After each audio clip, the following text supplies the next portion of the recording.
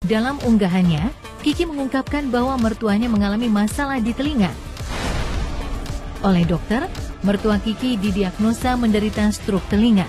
Stroke telinga. Benarkah ada stroke telinga? Yang diviralkan yang kemarin itu adalah injeksi intratimpani.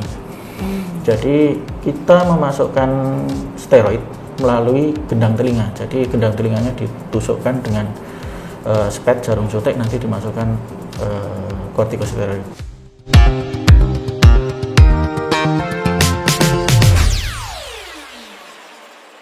Halo sobatku, senang sekali kita bisa berjumpa kembali dalam program Bincang Asik Sobatku, persembahan dari Rumah Sakit Dr. Un Solo Baru.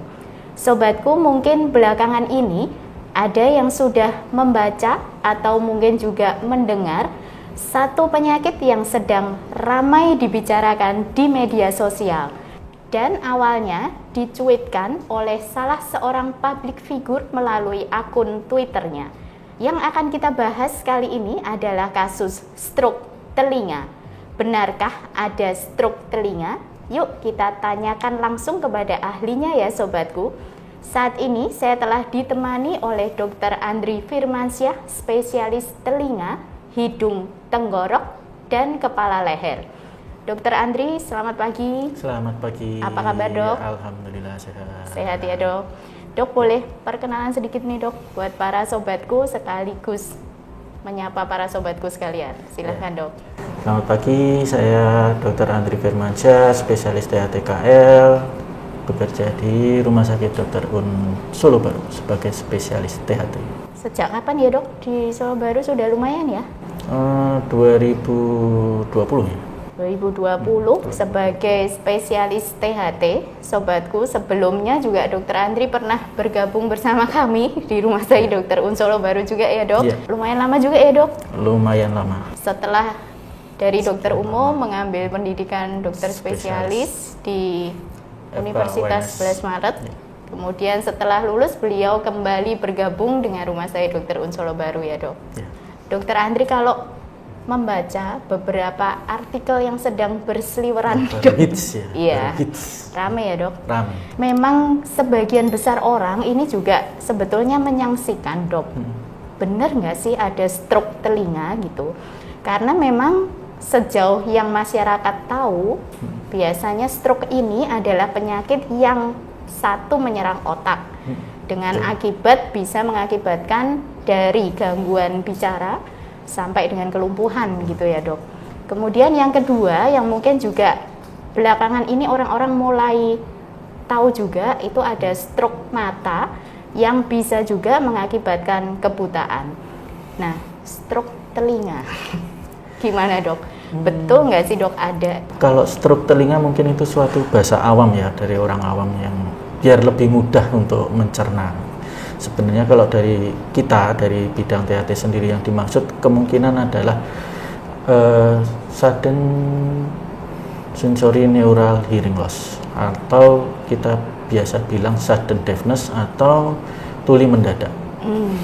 Nah, tuli mendadak ini terjadi biasanya dalam jangka waktu kurang dari 72 jam dan terjadi penurunan minimal 30 desibel pada 3 frekuensi yang berturutan pada pemeriksaan audiometri. Jadi syarat dari terjadinya tuli mendadak itu tadi penurunan 30 desibel pada 3 frekuensi berturutan selama minimal dalam jangka waktu kurang dari 72 jam. 72 jam, 3 hari. berarti 3 hari ya dok? Hari. Okay. Ya. Nah sebenarnya penyebabnya apa sih dok yang bisa menimbulkan sudden deafness atau tuli mendadak ini dok?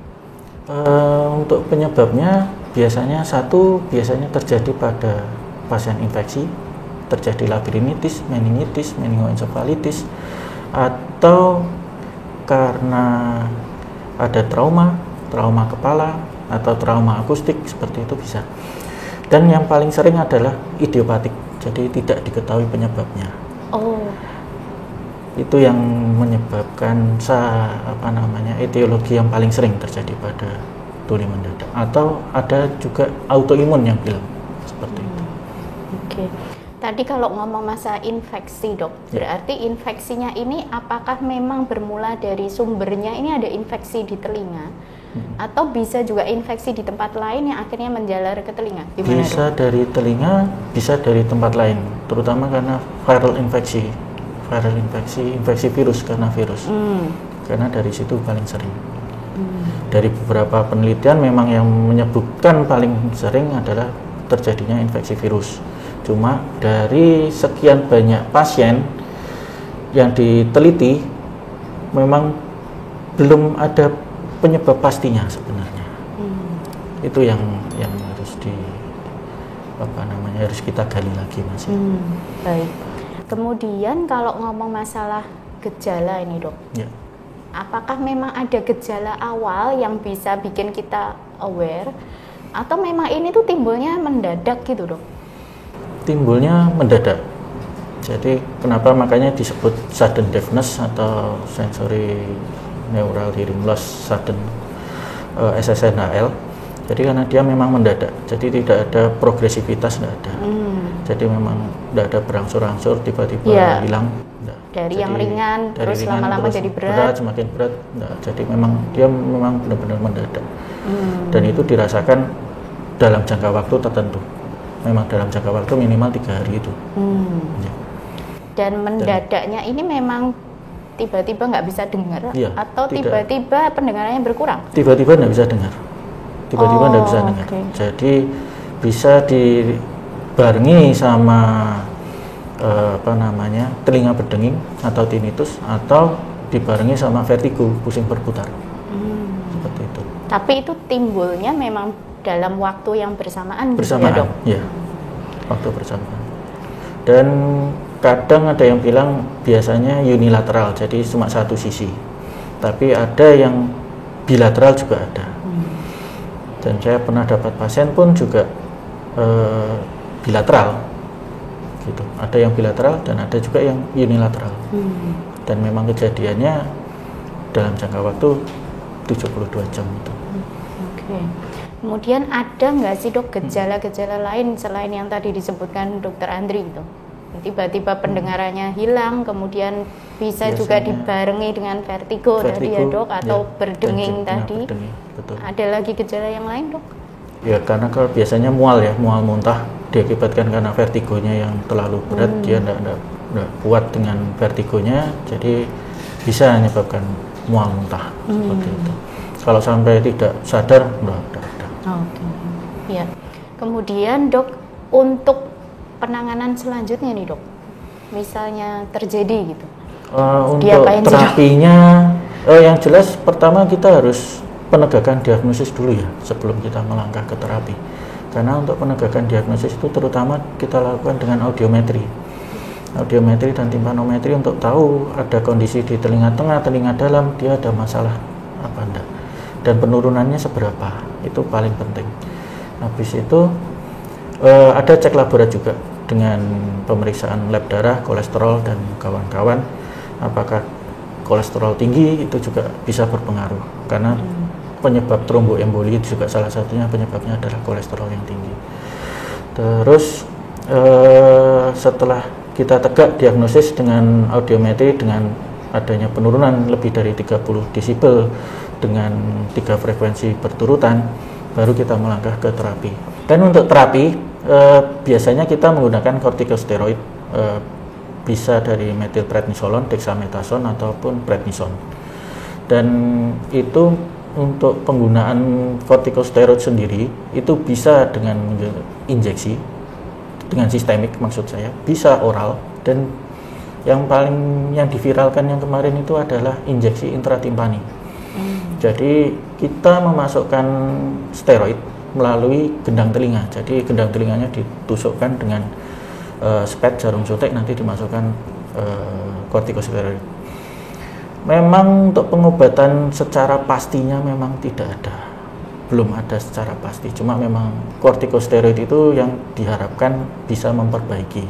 Terus selain kortikosteroid ada namanya terapi dengan menggunakan hiperbarik.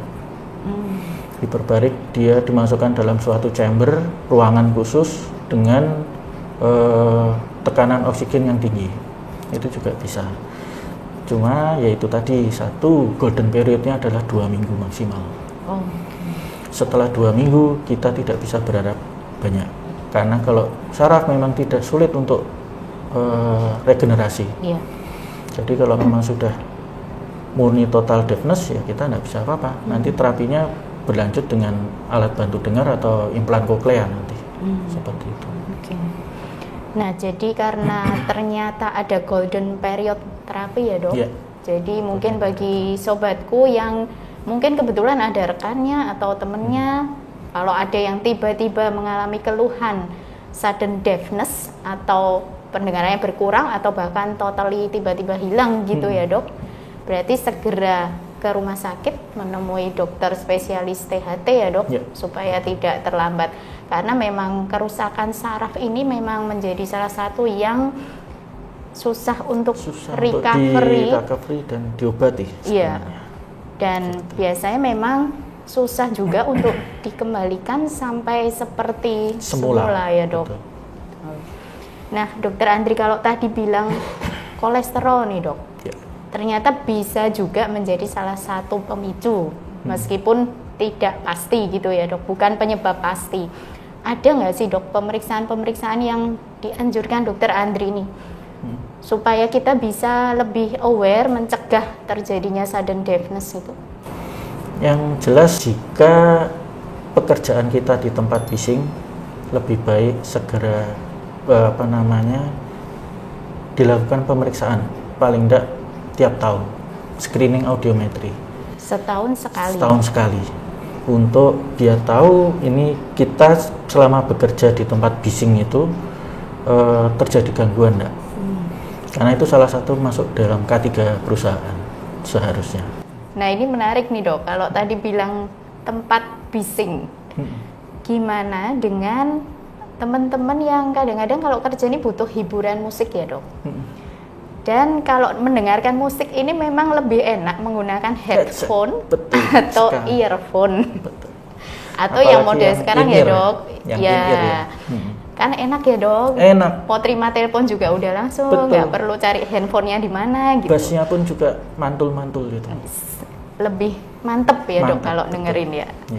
Nah, ini gimana dok? Apakah memang penggunaan earphone, headset dan lain-lain ini juga bisa memicu terjadinya sudden deafness? Bisa, apalagi kalau kita pakai headset dengan jangka waktu lama, satu, dan dengan kekerasan full 100% bisa. Cuma bukan sudden deafness, karena dia tetap akan berangsur-angsur berkurang pendengarannya.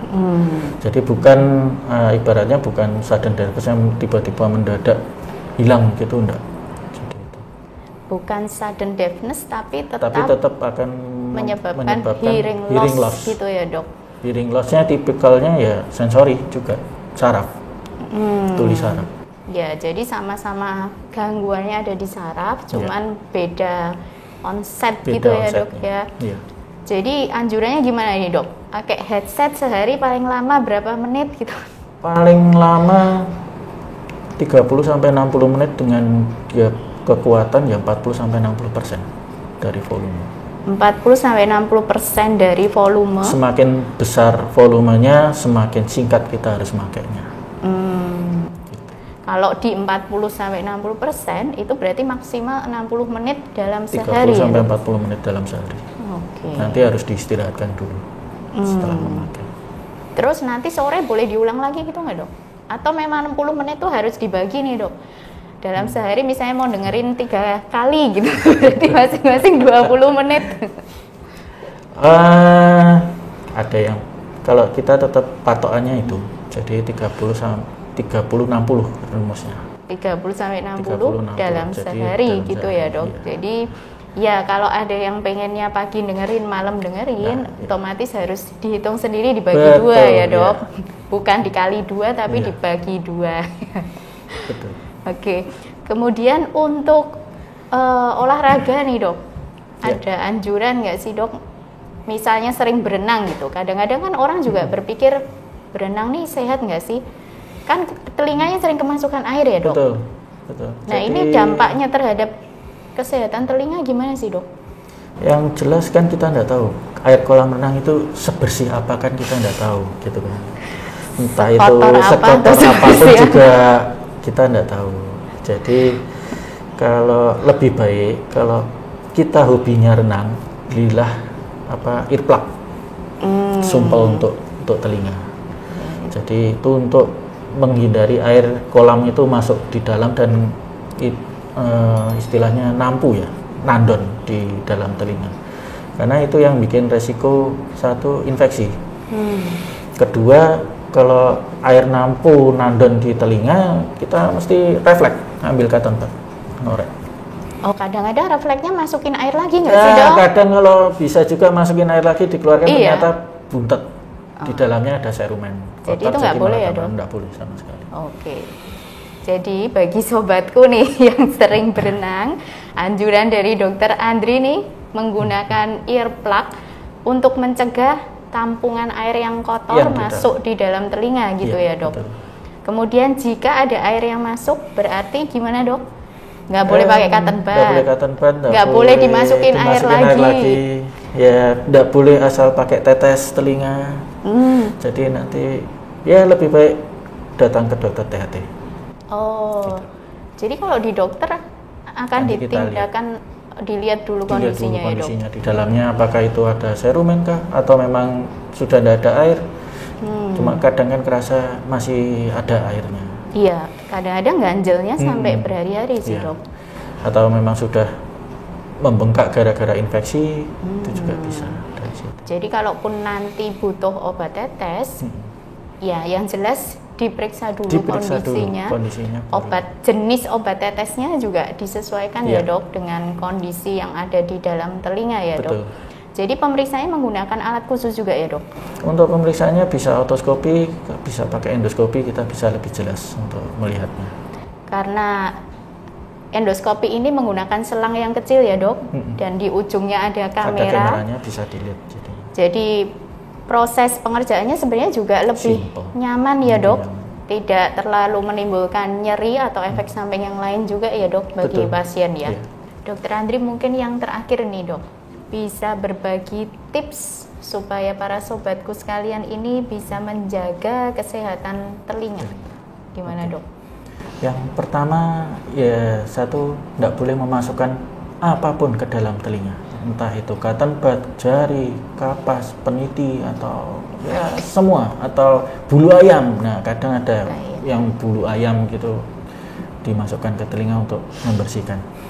Yang kedua, kalau ada keluhan di telinga segera periksa ke dokter THT terdekat. Yang ketiga, kalau kerja di tempat bising kan biasanya ada batasannya, kisaran 80 sampai 100 desibel. Lebih dari itu di suatu tempat bising kita harus pakai pengaman telinga. Satu ada earplug, dua ada earmuff. Earmuff yang kayak di bandara biasanya petugas bandara dia pakai earmuff. Kalau earplug biasanya pada tukang jahit, pabrik-pabrik jahit itu biasanya tetap harus pakai pengaman untuk telinga. Yang keempat, jangan asal beli tetes telinga. Kita menggunakan obat tetes telinga itu sesuai indikasi. Yang kelima, dicek obat apa aja yang kita minum, karena ada obat-obat itu yang menyebabkan gangguan pendengaran. Oh, efek samping dari obat tersebut yang sering dikonsumsi dalam jangka waktu lama, jadi bukan dalam jangka waktu dekat, dalam jangka waktu lama pada pasien hipertensi, diabetes, pasien jantung, apalagi pasien TBC. Karena itu salah satu efek sampingnya adalah mengganggu pendengaran. Sementara itu aja. Oke. Nah, terhadap obat-obat yang ternyata tadi efek sampingnya dalam jangka lama bisa menyebabkan, meskipun nggak semua yang mengkonsumsi bisa timbul dan tidak semua pasien ya? Bisa timbul gangguan seperti itu. Nah, misalnya pasiennya ternyata dok sensitif gitu dan akhirnya timbul gangguan. Itu kalau obatnya dihentikan biasanya akan hilang juga gangguan pendengarannya atau gimana? Sekarang pilihannya kalau obat dihentikan, cuma penyakit utamanya dia tidak sembuh, itu juga masalah juga, gitu kan. Kalau dari kita biasanya ya sudah teruskan. Memang ini efek samping dari obat itu. Tapi dengan pantauan dipantau, dokter kita harus spesialis tetap THT di screening paling tidak tiap bulan kayak Ya. gimana penurunannya. Nah, jadi dengan pantauan dokter spesialis THT, salah satunya dengan rutin melakukan screening setiap bulan gitu ya dok, biasanya, ya. supaya bisa mengetahui apakah masih aman untuk terus lanjut atau perlu tambahan obat lain atau dengan gimana gitu. penyesuaian dosis dari dokter utama. Betul, gitu. ya, oke. Termasuk untuk teman-teman yang mungkin memang lingkungan kerjanya di tempat bising. Itu kan kadang-kadang kita nggak ngerti ya dok, ini tingkat kebisingannya berapa sih? Apakah tadi sampai melebihi 80 desibel? Nah, untuk yang seperti ini, apakah memang sebaiknya dilakukan screening rutin ke dokter THT atau gimana dok? Satu tempat kerja harusnya sudah punya sound level meter, gitu loh. Jadi sound level meter untuk mengukur tingkat kebisingan dari suatu ruangan yang kita kerja di situ. Jadi kalau memang di situ sound level meter menunjukkan angka sekian tinggi di atas 100, di atas 80, di atas 100 desibel dengan jam kerja hampir 8 jam setiap hari. Nah, itu memang harus ada perlakuan khusus untuk terhadap pekerja yang kerja di situ. Salah satunya ya dengan pemeriksaan screening kesehatan, pemeriksaan screening audiometri. Apakah sarafnya sudah mulai terganggu atau enggak? Gitu. Kalau memang sarafnya sudah mulai terganggu, ya bagaimana kebijakan dari kantor tersebut? Apakah karyawan ini mau dipindah ke tempat lain yang bisingnya lebih rendah atau gimana, nanti dilihat berikutnya. Iya, dan anjurannya dilakukan screening rutin Iya. minimal setahun sekali ya dok. Iya. Oke. Betul. Dokter Andri, kalau tadi yang nomor 1 tidak boleh memasukkan apapun ke telinga, kalau jadwalnya bersihin kotoran telinga, gimana dok? Kalau orang normal, dalam arti tidak ada kelainan macam apapun dan kotorannya juga tidak segampang keras, dia akan keluar sendiri. Oh gitu. Dia Jadi akan nggak keluar akan sendiri ada nanti yang sampai numpuk di nggak ada, dalam. kan ada numpuk ke dalam. Kalau numpuk nanti karena kita korek, dia masuk tambah nutup. Kan biasanya itu. Jadi memang kalau normal dia akan keluar sendiri. Jadi kalau orang yang normal sebenarnya nggak perlu membersihkan rutin dengan cotton bud juga ya dok? Nggak usah. Termasuk anak kecil ya dok? Betul, termasuk anak kecil. Oke. Gitu. Ya nanti kalau memang toh dia kotor dan numpuk, gampang numpuk, kan tiap orang kan beda-beda tipikalnya. Dan serumennya pun kanan kiri kadang tipikalnya juga berbeda. Kalau memang dia sering numpuk, sering keras, lebih baik 3 bulan 6 bulan sekali. 3 bulan sampai 6 bulan sekali harus dibersihkan. Karena kalau enggak gitu numpuk banyak, keras nanti. Apalagi kalau sewaktu kemasukan air bikin sakit karena akan mengembang kotoran itu. Jadi setiap 3 bulan sampai 6 bulan sekali juga lebih baik sekaligus check up ya dok, ke dokter THT. Bila nanti ditemukan ada penumpukan kotoran, maka akan dibersihkan sekalian gitu ya dok. Oke dokter Andri, terima kasih banyak dok atas penjelasannya. Kita jadi lebih mengerti nih tentang sudden deafness dan juga beberapa tips tadi untuk mencegah dan juga untuk menjaga kesehatan telinga kita ya dokter Andri. Nah, bagi sobatku yang ingin berkonsultasi lebih lanjut ataupun melakukan check up atau pemeriksaan kondisi telinga, hidung ataupun tenggorokan, Dokter Andri siap melayani sobatku sekalian di Poliklinik THT Rumah Sakit Dr. Un Solo Baru setiap hari mulai dari hari Senin sampai hari Sabtu. Untuk informasi lebih lanjut dan pendaftaran, sobatku bisa kontak langsung ke nomor yang ada di bawah ini. Sobatku mengutip satu pepatah dari Dennis Waitley, waktu dan kesehatan adalah 2 aset terpenting yang seringkali tidak kita sadari dan seringkali tidak kita hargai, sampai pada satu titik di mana kita kehilangan 2 hal tersebut. Maka dari itu, hargai waktu yang ada, terapkan pola hidup yang sehat dan seimbang, jaga kesehatan tubuh kita termasuk kesehatan panca indera kita, karena meskipun panca indera merupakan organ yang kecil, tetapi memiliki fungsi yang sangat vital. Dari Garden Hospital Rumah Sakit Dr. Un Solo Baru, saya bersama dengan Dr. Andri, kami undur diri. Sampai jumpa lagi di episode Bincang Asik Sobatku berikutnya, dan salam teduh untuk sembuh.